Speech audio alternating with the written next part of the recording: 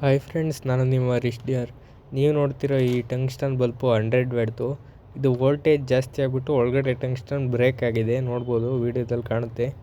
ಇದು single break ಆಗಿದೆ, ತಂತಿ ಅಂದರೆ ಮಧ್ಯದಲ್ಲಿ ಮಾತ್ರ ಕಟ್ಟಾಗಿದೆ. ನೋಡಿ, ಒಟ್ಟು 4 ಪೋಲ್ಸ್ ಇದೆ ಅದರಲ್ಲಿ. ಸೆಂಟರ್ 2 ಪೋಲ್ಸಿಂದ ನಿಧಾನವಾಗಿ ಟಂಗ್ಸ್ಟನ್ ವೈರ ಅತ್ಲಗೆ ಇತ್ಲಗೆ ಟಿಲ್ಟ್ ಬಡ್ದು ಟಿಲ್ಟ್ ಮಾಡಿ ನಿಧಾನವಾಗಿ ಬಿಡಿಸ್ಕೊಬೇಕು.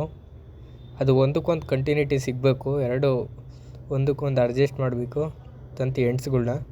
ವೀಡಿಯೋದಲ್ಲಿ ನೋಡ್ತಿರ್ಬೇಕು. ಅತ್ಲೆ ಇತ್ಲೆ ಬೆಂಡ್ ಮಾಡಿ ಟ್ರೈ ಮಾಡಿ. ಇದು 100% ವರ್ಕ್ ಆಯ್ತು ನೋಡಿ. ಈಗ ವೀಡಿಯೋದಲ್ಲಿ ನೋಡ್ತಿರೋ ಹಾಗೆ ಒಂದಕ್ಕೊಂದು ಟಚ್ ಆಗಿದೆ.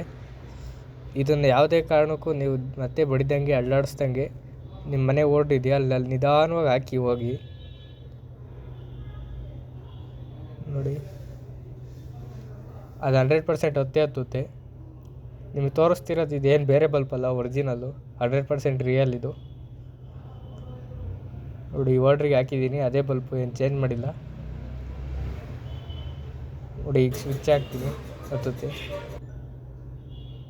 ನೋಡಿ. ಆನ್ ಆಯಿತು. ಯಾವುದೇ ರೀತಿ ಫೇಕ್ ಮಾಡಿಲ್ಲ, ಎಲ್ಲ ಒರಿಜಿನಲ್ ವಿಡಿಯೋ ಇಷ್ಟ ಆಗಿದರೆ ಲೈಕ್, ಶೇರ್ ಮಾಡಿ ಮತ್ತು ಸಬ್ಸ್ಕ್ರೈಬ್ ಮಾಡೋದು ಮಾತ್ರ ಮರಿಬೇಡಿ.